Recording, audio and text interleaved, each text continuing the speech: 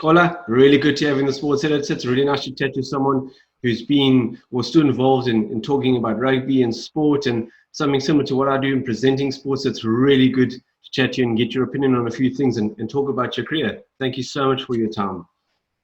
Yeah, what a pleasure, right? I'm looking forward to it. It's interesting times, a lot to talk about, and yeah, so much uncertainty. I think that's the only certainty at the moment. Yeah, no, absolutely, absolutely. But sport is sort of carrying on a little bit at a time. At least there is some sport to talk about. I remember those days when he was just watching video highlights of games from 10 years ago and he started thinking, my word, this is getting a bit boring now. But yeah, no, it's good that there is some live sport happening and let's hope it gets better and better as we move along. Yeah. Well, being a TV presenter is unique. Is it easier than what it looks like? It's actually a very difficult question. I do find it fairly easy, but I find it easy now. I find it easy after 15 years of doing it, you know, maybe even slightly more. So it does become, a lot of things become habitual. Yes. And in fact, I find this platform, us talking like this, to be very different to being on television. And you know, maybe it's just a mental approach. But once you're in a studio and you've got the giant lights on and you've got the camera with the cue light and, you know, might be 7 or 6 camera people around, you've got a producer and the director talking in your ear, one on either side. It's a very different and very sort of, it feels like a specialist place, like you're there to broadcast. Right. So that kind of makes it easy to switch on and say, okay, well, as soon as that cue light goes on the wall or on the camera or whatever it is, it's game face and Sure. you know, you've got to bring it. Whereas what we're seeing now with a lot of the social media existence of content is it's become a lot more human. And I think broadcasters are also learning that lesson, that the formality of television traditionally has sort of waned over the last 20 years. But it's a slow process, you know? Yeah. So yeah, I do find it easy now in the sense that it's something that I can switch on and get into. But I do think that it takes a couple of years of practice to be not necessarily good at it, but to feel at ease. That's probably the biggest hurdle. Well, to me, you come across as a very calm and collected person and on top of things. Every time I've seen you present a show, which is excellent. Is that something that just came to you naturally, or did you specifically have to work on that skill? Yeah, I do think that I do count being calm as one of my personality traits. I generally don't freak out and get too loud and overreact. So it is something that I think is in me. But I can tell you that for the most part, something will go wrong. Technology doesn't necessarily always play ball. And I think, yeah, it would be probably accurate to say that in every production, something small will go wrong. In some productions, something massive goes wrong. And the key is to not show that it has. So, yes, the remaining calm is something that you have to put on. So yes, in your demeanor and the way that you communicate with people, if that's your way, it will come across great. But when things go wrong is when you actually get tested. And when things go wrong is when the audience is completely unawares of it. So I would hazard a guess, and I'm going to thumbsuck a figure here, but I reckon well over 80% of the things that do go wrong in productions are generally unseen by the public. Oh, wow. That's interesting to know. All happens in the background, people shouting and screaming and, you didn't get this ready and you should have played that interview. And it's really quite a process. Wow. So the post-match meetings might be quite interesting. Is it? Yeah. Talking about things that are going wrong, so has there ever been a moment where you ready to go and then the next thing you hit a bit of a blank? He's like, I don't know, I've forgotten what to say. I mean, how do you sort of just come up with something and just try and think of something that's going to happen next? Or how do you sort of handle the pressure of that moment? I mean, that must be quite daunting.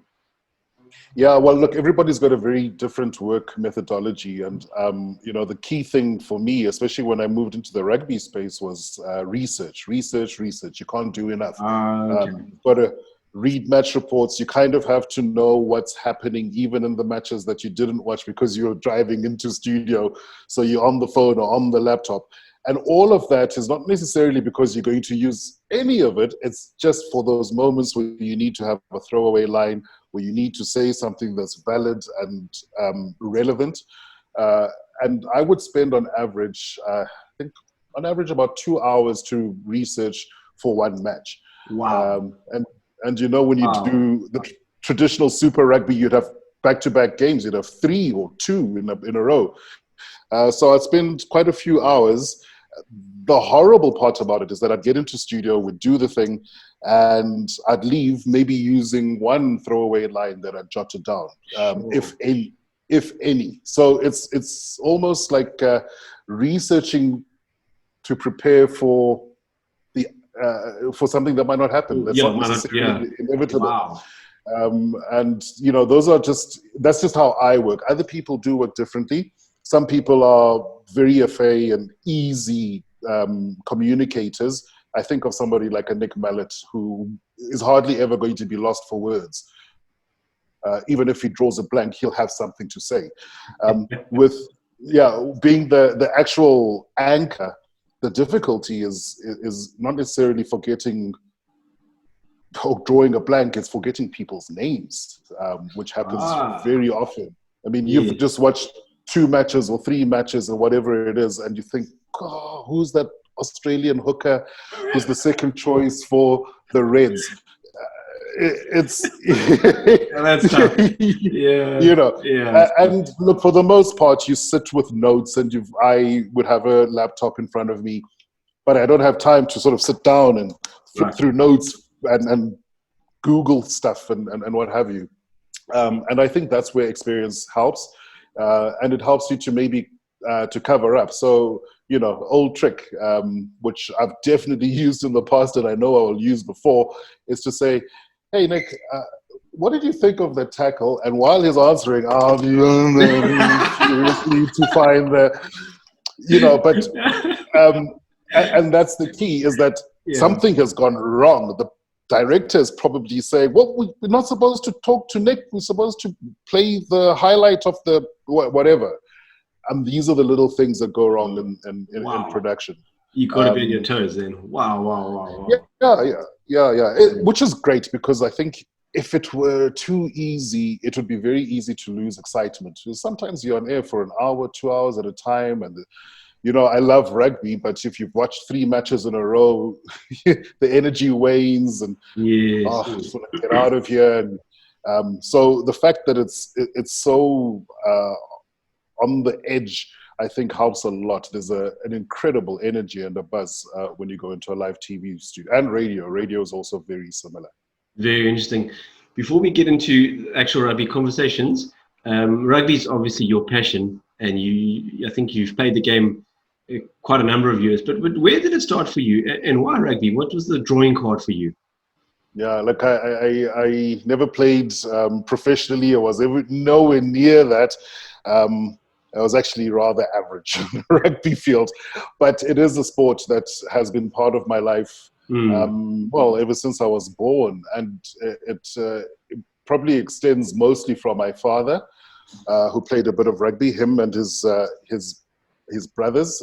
He had 4 half brothers, and they all played rugby, and we'd go off and watch them on a Sunday afternoon. It was like a community thing in the Transkei. That's what you do on a Sunday afternoon. You go and watch the blokes play rugby. And this is rural Transkei. This is outside of Libode, which is about 30-40 k's outside of Mthatha. Sure. You're talking about a little hamlet, but rugby was huge in the 80s. And then my old man also happened to be a career soldier. And obviously rugby and army, just, it's a marriage. It'll never be pulled asunder. So that's really the interest of the game itself sparked way before I was even too young to pick up a rugby ball. Like I say, I don't think I was particularly great at it. I enjoyed it immensely at school. to the point that I took on club rugby after school. Just didn't want to stop playing. I did manage to go to trials for Northern Transvaal. Okay. This is just showing my age. It was still called Northerns then, and that was at under 19 level. I was playing at Harlequins in Pretoria at the time. Okay. I'd gone to school in Pretoria and varsity in Pretoria, so Quins was my club, and that's probably as serious as it got. Moved to Joburg, went to the Wanderers, played a couple of matches, but that's about the extent of playing. And then fast forward a couple of years later, did some radio, and they needed somebody to do a quick report, write a report for the newsreader who wasn't afraid with rugby, and I sort of said, no, I will. And the news editor said, but I thought you were doing talk shows. And I'm like, yeah, but it's rugby. It's second nature to me. And she called me afterwards and said, look, we desperately need a new sports guy. Wouldn't you want to leave the talk show stuff and come and join us in the news department and do sport? And that was probably 2 years before I got to Supersport. Gee, Xola. And it's just been brilliant from there. No looking back. Just been growing and growing and growing. It's been excellent. That's good. Yeah, no, it's been an incredible journey. It really, really has. And I think a lot of people do say it a lot of the time, but it does take a lot of luck. And with broadcast in South Africa, it is luck of the draw. It is such a small industry. There are so few of us that it's a matter of being at the right place at the right time. It does come down to that. But once you get the opportunity, you got to pick up that pip and run for the corner flag, and I got really lucky and moved across into the rugby sphere on a full-time basis in 2007. I mean, couldn't have chosen a better year to start following the Springboks for a living. Well done, Xola. That's brilliant. Absolutely brilliant. Rugby conversation never seems to be boring, but how important is it to sort of maintain that appreciation for the game given our current situation and circumstances? Yeah, I think it's incredibly important. I mean, we had a little chat before the conversation off air about how children are having to adapt to this new way of living. And I think sport is such a massive part of just growing up. And I think one of the first groups of people I felt the hardest for in 2020 was all those 17 and 18-year-olds who are going to be first team netball, first team rugby, first team hockey. You've been working towards this for the last 5 years. Your parents have bought you kit and they take you to gym and they buy you mass protein shakes, and it's gone. And those are the ones I feel most sorry for, because there's a part of it that's not got to do with just the game. It goes beyond the game. It's the friendships that you make, that you maintain until you're gray like me. I mean, my mates that I played with are still mates today, that I went to school with are still my mates today. I think that's probably what I becry the most for young people. So I think it's incredibly important that we just keep sport ticking over and make sure that especially students understand that it's going to come back when it can. I do feel for those who've missed that window of opportunity. I can't imagine what it was like for the second choice fly half for Craven Week in 2019. It's gone. The school days are over. He was waiting in the wings, perhaps, and the next in line. So that makes it incredibly difficult. And I think there's also an opportunity, though. There's an opportunity here where I really think we need to revisit the issue of clubs in South Africa and the club structure, because we want to pull in the young people. And yes, at 18, at 19, at 20, you're not terribly old. No. In the professional era, we tend to think, oh, you missed your chance at 18. So, that ship has sailed. And that's not the case. But I think if we had a really strong club structure, you've missed out on Craven Week, you've missed out on getting that under 18 contract for the Leopards or the Bulls or whoever it is. But if you join your club, real rugby eyes are going to fall on you. Real coaching is going to take place, and the opportunity of being picked up if you're talented enough should still exist. So I really think that, politics aside, and I know it gets really, really murky and difficult depending on which part of the country you are, there's an opportunity here for clubs to say, actually, we can take the lead on something when it comes to developing young talent. Absolutely agree with you. And I just want to add a little bit to that, because I shared a quote and it goes like this. It said, to make progress in any difficult situation, you have to start with what's right about it and build on that. And I agree with what you're saying about that club, because some guys will say, that's it, I give up, I can't do this anymore. It's like, no, hang on. They're still right. The fact is, you're able to play rugby. There's still more opportunity. Just keep going at it.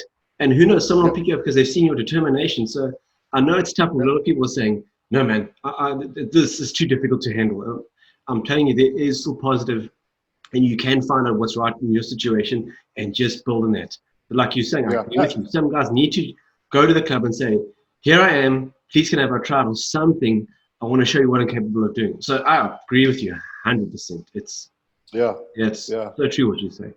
Absolutely. Yeah, I do think that it's very difficult to convince somebody who was on the cusp of achieving something incredible and say to them, sorry, the dream is gone. But it's all in the reframing of it. Yeah. You've got an opportunity here to hit the books for a year, get as far as you can academically, or you can be fitter than anyone else when the team is back on the field if you've already got your under-19 contract or whatever it is. So I really hope that kind of messaging is what young people in particular, guys and girls, are getting at this very crucial moment. Absolutely. And talking about critical, how critical is sport in holding a country together? And do you feel it's happening at the moment, or do we still have a bit more work to do in the sporting world? I think that, so I completely buy into the whole Rainbow Nation notion, and my friends are like, oh, soppy, whatever. I do. The whole Madiba, sport has the power to be, I wholeheartedly buy into it. And the reason I do is because I think that there are more little things that are intent on tearing people asunder. I look at this age of social media. I'm looking at the politics in the US, in the UK. Yeah. Everything is geared towards the negative from an information feed point of view. We're all getting the nastiest news hit the timeline quicker than the good news. It's just the way it is. And I think what that tends to do is undermine the impact of the positives. So it's so easy now, a year after the whole COVID thing, to say, life is bad, it's terrible, and it is horrible for a lot of people. It's really bad.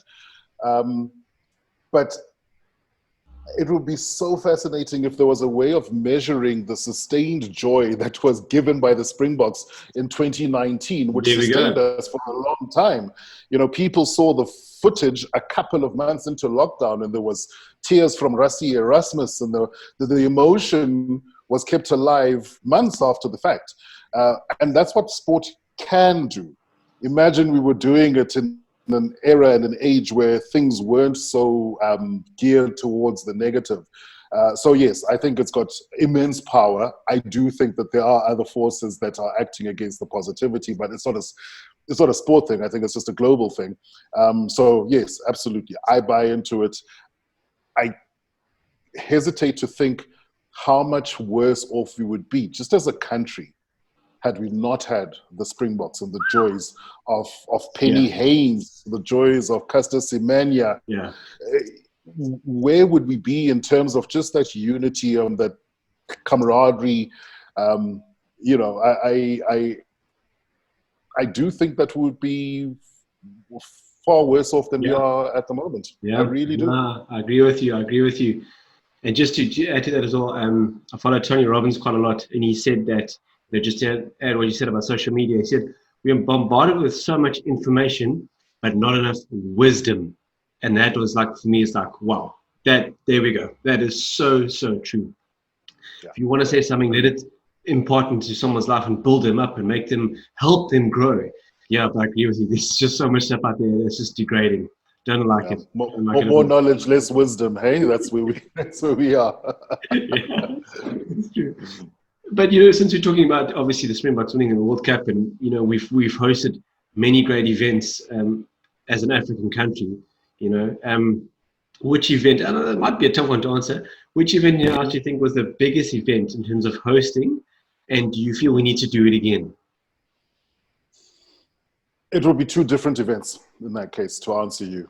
Mm. Biggest event, and I think biggest success from a global perspective, for me, hands down, the 2010 World Cup. Yeah, absolutely.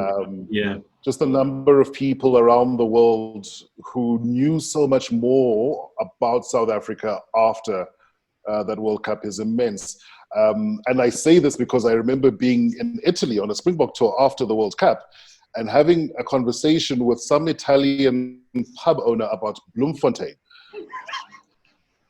Yeah, and here we are sitting in Udine in the middle of, but that's what a global event can do for a country in terms of the marketing. There is, I think, a lot of politics and a lot's been written about the cost to the country and whether or not there is a fiscal benefit to hosting these mega events. And I'd have to agree with a lot to say that maybe it isn't. Maybe you do lose money, but there is something else that you gain. The one event that I'd hands down want to see back in South Africa is Rugby World Cup. I think it's an absolute no-brainer. Yeah. I know we should have won that World Cup bid for 2023. I don't know the inner workings of the bid committee, and there's obviously talk about possible bribery, this, that, and the other, and cloak and dagger stuff that we just aren't privy to.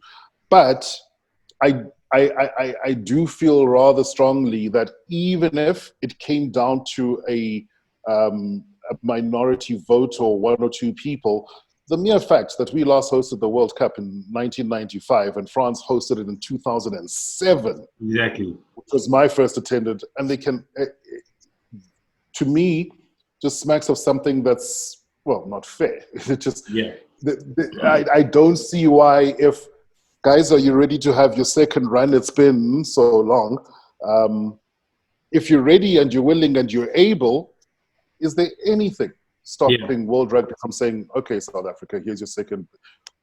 The French thing jumping in ahead, I didn't understand that. In retrospect, and obviously now in a post-COVID world, yes, we probably dodged a bullet. Unlike the Japanese in the Olympics, for instance, didn't dodge that bullet when it comes to the British and Irish Lions tour, unfortunately. And I think there's going to be, sadly, that tour is going to really feel the brunt of a post-COVID existence. But yeah, that's my answer. Soccer World Cup, the most successful. Rugby World Cup has to come back.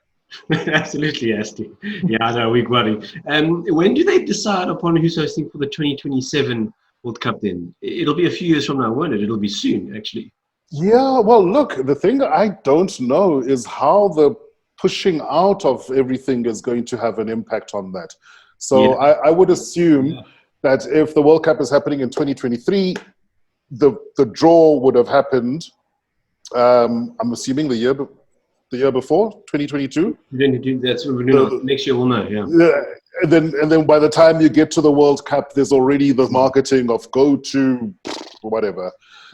So it would have had to happen in 2022. Okay. But I don't know if that's even possible. And I wouldn't be surprised that if globally the rugby unions say, look, guys, we've missed so much playing time, can we not push it out by a year? Not to say that COVID will still be with us. I'm hoping that obviously things will be better by then. But I think it is completely unknown, even for the organizers at the moment. Absolutely. Well, let's wait and hope, and hopefully we do put a bid in there to host it. It will be fantastic. Yeah. But Xola, you keep yourself busy. You're the director of the Conqa Group. Can you tell us more? When did you establish that? What are you all about? Yeah, so sorry, Joburg helicopters going off in the background. Conqa has been an incredible journey. It's one that started 5 years ago now, for me. And it was such a very strange coming together, because what had happened was the company was started by a guy called Justin Wolford. And Justin was going to host an event in Cape Town, the Elite Sports Summit, which Conqa hosts every year. Of course, last year was an anomaly, and we're not quite sure what's going to happen this year. And he needed a master of ceremonies. And he decided, let me call Supersport and see if one of these sport-minded oaks is keen to come on and just do some stuff for 2 days. And he got hold of me via a colleague of mine. Said, yeah, no, X is okay with emceeing it. Generally, you'd obviously have to fly him down or whatever.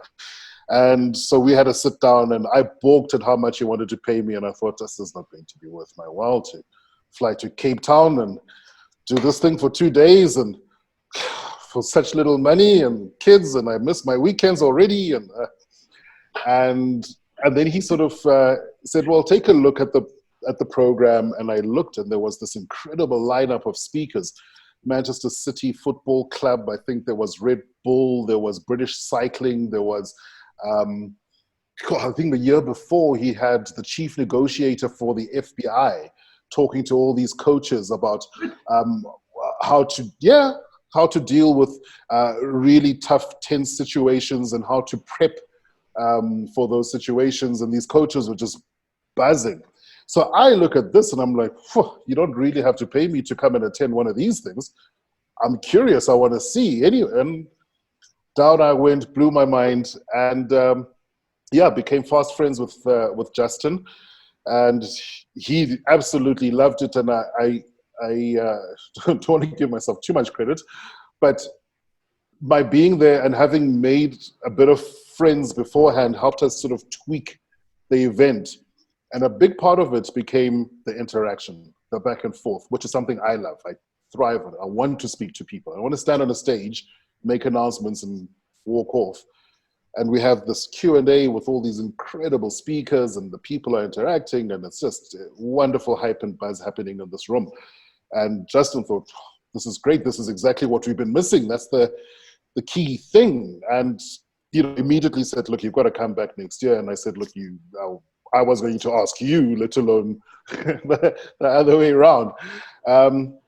It eventually became a thing where I was like, look, guys, where else can I help? What can I do? And the friendship kept on growing. And eventually I became a director, bought some shares, and sort of sunk my hopes in this, in this little company. Obviously, things have changed quite a lot since then. And what we had two verticals running. We had the Sports Summit running in Cape Town every year, which is a lovely internationally flavored event. The room is filled with coaches across codes from across the country. Probably, I'd have to say about 70% of them, or 60% of them, South African, the rest coming from overseas. Cape Town is a beautiful city to visit. Yeah. And then the other part of the business was a business leadership summit, which we host in London every year. And that's also phenomenal. Captains of industry, CEOs from some really big companies. You've had representation from Google, from Amazon Web Services, DW40, some really big organizations, and some really top people coming through. And what's happened over the past few years is you grow that base and that network of people, and they have kind of not, you come on, they've spoken at our events, but then we keep them with us. And because we've had to switch and obviously have a much more online focus, we've been calling up our past speakers, the best ones, and saying, hey guys, we're going online, let's share these conversations with a wider audience. And that's been really good for us and kept us going. And then last year was meant to be our first USA Leadership Summit, which, well, didn't happen. But we are hosting it this year, and we're doing it virtually. And we've sort of really sunk our teeth into the technology. So, people I think are a little bit wary of webinars and sitting around online and for an entire day. But the technology that's available is absolutely immense. You know, you can attend virtually, you can go off into breakaway rooms, you can have little strat sessions, you can come back and present as a group, and that would help the networking to a massive degree. And it's wonderful. I don't know when this is going to go out, but we literally launched it the morning of this conversation and put it out on social media for the New York event, and we've already had 30 people come back and say, yes, please, yes, please, yes, please. So I'm holding fingers that we're onto a workable solution for these times. But ultimately, what we do and what we're passionate about is getting people together into a room, network, and that's been immense because you've got rugby coaches from Wales talking to a football coach from Khayelitsha, sharing information. And yeah, that's something I'm so incredibly passionate about. And, you know, hopefully the world opens up again and we can keep these things going. Yes, absolutely. Xola, that's mind blowing. That's brilliant. Gee whiz. Yeah, no, excellent. Sure. It's amazing how we are able to connect though. It's amazing. What I appreciate so much is people are opening up more and more about sharing information. You know, when we were saying too much information, but this is good information. This is what I was talking about building people up, giving them the tools, equipping them. This is what it's about. That's brilliant. Yeah, it matters who the information comes from, right? So one of the first things we did online, and again, fortunate enough to build these wonderful relationships over the years. And Stuart Lancaster had spoken at one of our events a few years ago. He called us and said, look, guys, I've been doing these presentations for a couple of years about leadership and applying the lessons from sport in business. And you guys have got a bit of a platform and you've got this portal online. Can't I do something with you? So we've hosted him for a series or 2 separate series. He's done 3 coaching courses, so attended mostly by coaches, and it's wonderful because they're sitting all across the world. You know, there's rugby coaches in the US. We had guys in the Antipodes, Australia, New Zealand. Most of them were in the UK because I think of the follow and pull that Stuart Lancaster has. And obviously, because we're a South African company, we had a ton of guys from South Africa as well, all listening to this one view and interacting with Stuart. And then he also did a series of 3 leadership seminars as well, online seminars. And yeah, like I say, there is a little bit of fatigue, but I think what people are finding are the corners of choice. Because when you do find something that you want to follow up, you're not going to be necessarily tired of it. If it is Stuart Lancaster that you want to hear from, it won't matter that you're sitting in front of your computer for an hour. It's, you know, it's great. So it's the difficulty I think we're finding is not to overburden people with come and join this, do this online, and it's in your mailbox and it's on your timeline, and it's that fine balance. You don't want to be a menace, but you do want to get out there what it is you're doing, and you know, hopefully, ultimately, it helps. It makes people better leaders.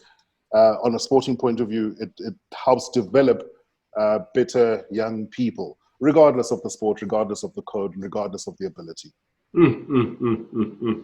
Yeah, exciting times. And I think there's lots for people to grab there, Xola. Really, really good. That's excellent. But I just want to ask you, in your opinion, what defines success then, particularly in sport? Yeah, you're not coming with the easy questions, right? Sorry. It's an engaging conversation to bring these things out. Because you're not coming with the easy questions. Yeah, but it's a good question. It's a good question and it's very valid. And I think what makes it valid is the fact that different people have different measures of success.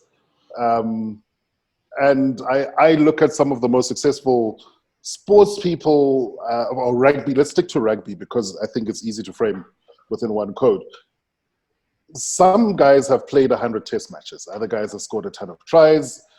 Other guys have got 1 test match, but it'll be the biggest achievement in their lives. So obviously the measure of success then can't be I became a Springbok or I became the best number 9 on the planet. It will have to obviously differ from person to person.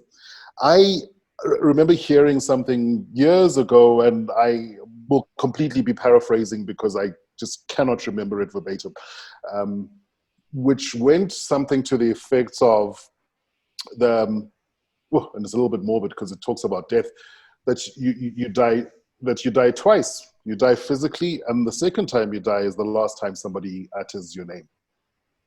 And that's always sort of lasted with me. And my personal measure of success, which might not necessarily be the same for anyone else or a sports person, is I want my name to be uttered and to be uttered joyfully after I'm gone. How do you measure that? I don't know. But to be remembered fondly, for me, is probably the greatest measure of success. But we don't live in that world. We live in a world that measures it by how much money you have, how many Twitter followers you have now, how many Insta likes you have and posts you put up. But I think for me, it makes it easy to then separate and say, okay, well, the worldly stuff is neither here nor there. It's impossible to measure. And it therefore must not be the most important stuff. And that's kind of the path I've taken. And I've made a really big strides in the last year. I got off social media, well, not all of it exclusively. I canceled my Twitter account because I do find it to be not necessarily helpful. I do understand it's a wonderful conduit of information, but my life improved tremendously. I was happier. I didn't check every update. I wasn't trying to keep up with everything because things last on this thing for seconds. Yeah, literally seconds. Yeah, literally seconds. Yeah, and then they're gone. Yeah. And what sparked it for me, now I'm just yapping. Now you're just going to have to sit back. Yeah, it's good stuff. What sparked it for me was what happened during the Rugby World Cup. The Springboks had already gone off, and then this video started doing the rounds, and I know you'll remember it, Bomb Squad. Yeah. Yeah. Right? It went that was absolutely ballistic. It became political like this, and it was the black players are being separated from the white players. And somebody posted it, and I saw this and it just incensed me. I was so enraged, I cannot tell you. Because I could see immediately, I could immediately see it for what it was. It's somebody stirring. I could see absolutely. It immediately. I looked at the players on the field, and because I had been in such close proximity with them, just at a cursory glance, I could say, "Oh, that's the bench. Those are that's the starting lineup." You can see it if you're a bit of a rugby fan. But if you're not a rugby fan and somebody puts this thing up on your Twitter timeline, oh, geez, look at us going back to the past. So I, posted probably what was the longest Twitter post I've ever posted. It came in 4 separate tweets. And I just sort of went off. And I was just like, guys, this is absolutely rubbish. And the reason I did is because even if it gets disproven, whatever is being alleged, Twitter doesn't force you to come back and post a tweet and say, sorry, everybody, I was wrong. I made a mistake. Let's just clear it never happens. Never happens. You post the negative, causes a firestorm, and then it gets forgotten because there's another story of somebody else who's had an affair or whatever it might be that becomes the news of the day. So that little moment really, really struck me. So I posted this thing, and it got retweeted, I think, 250,000 times. It was just... And then I got a call from the sports editor of News 24 saying, hey, don't you want to write an article about this? And I was, no, I've said my say. I've said my piece. I don't want to keep it going. I've said it, and that's it. But the best part about it was, as I was sitting at home one day, my phone buzzes and check my Twitter inbox, and it's Skalk Brits, and he's like, Brew, we are sitting in Japan and we are watching all of this. Thank you, my brother. And that was it. Because that stuff does get to them. It They does. do Oh, absolutely. hear about it. And the last thing you need is for a finely tuned, high performance Springbok machine to be sidetracked by some guy or person who knows absolutely nothing about the inner workings of that camp. Yeah. And will leave a trail of utter destruction because of their ignorance. I'm not saying that you're not allowed to be upset when you do see something that is worth calling out. And I can well imagine that it can happen, that you see something and think, this looks a little bit odd. Are we not beyond this? The problem with social media is that it's so immediate. There is no time to react. You don't pick up the phone, call someone and say, hey, did you see the thing that I saw? You're immediately on, you're typing away, you're texting away, and it's the rage, and then it picked up and it just snowballs. I call it the dopamine effect, which I'm sure. If we go into that, it's going to take a conversation for another hour. But people love that as well. And they don't actually realize how the brain operates. But I agree with you. Yeah, people are just quick to shoot people down, and it's just it doesn't help. It doesn't help the person who's even doing the shooting down. It's just distraction for everyone.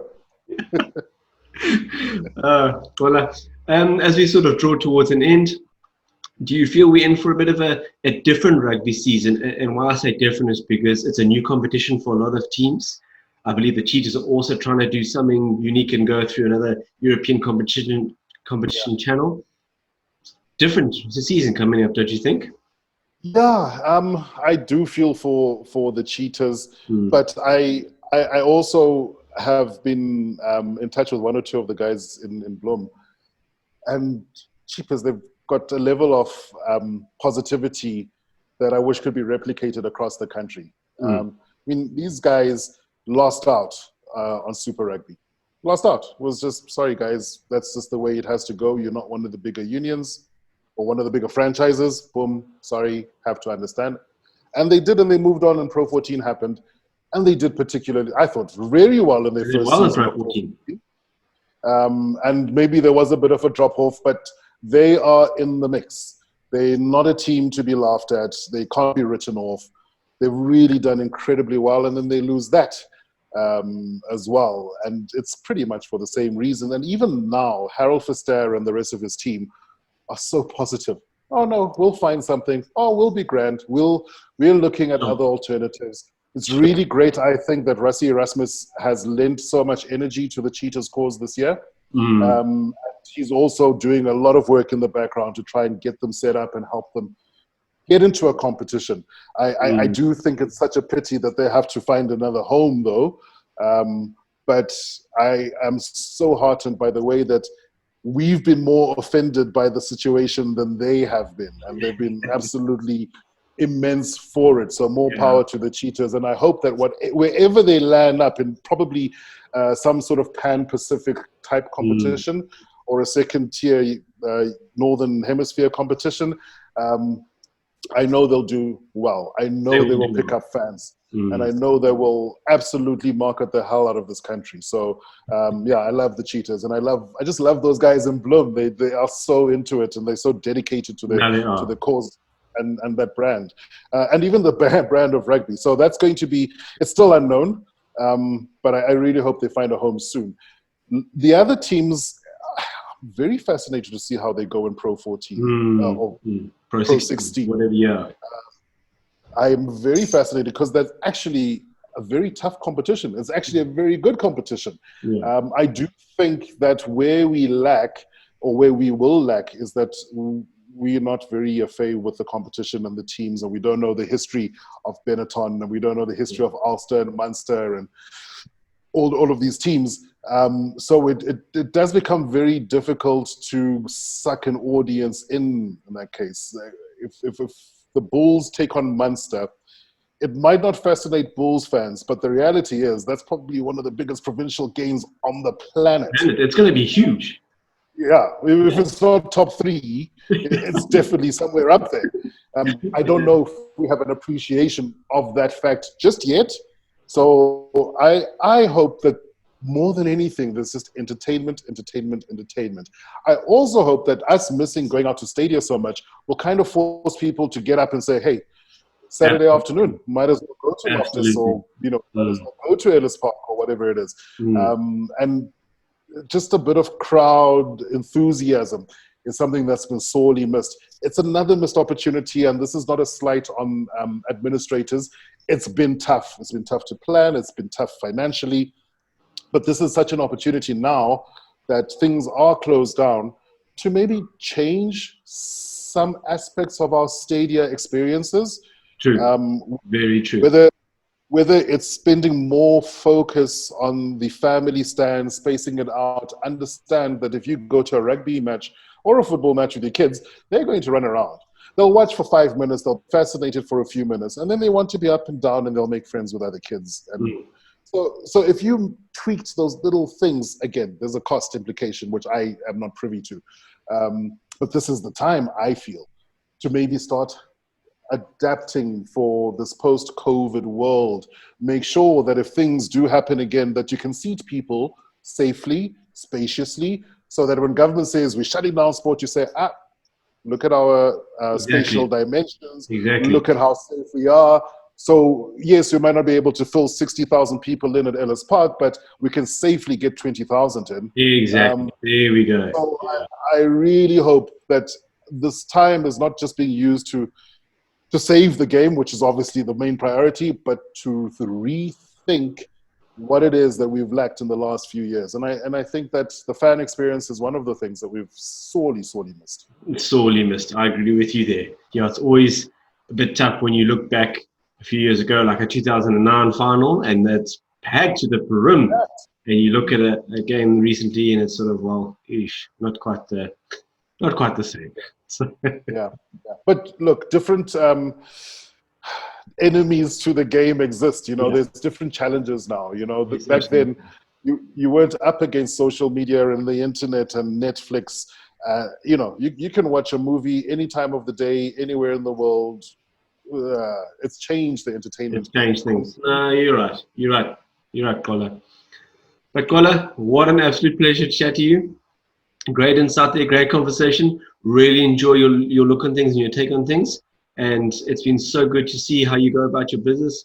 And yeah, I think if people had the same sort of passion and love for sport and the country, would be going, I think, doing a bit better in this tough time.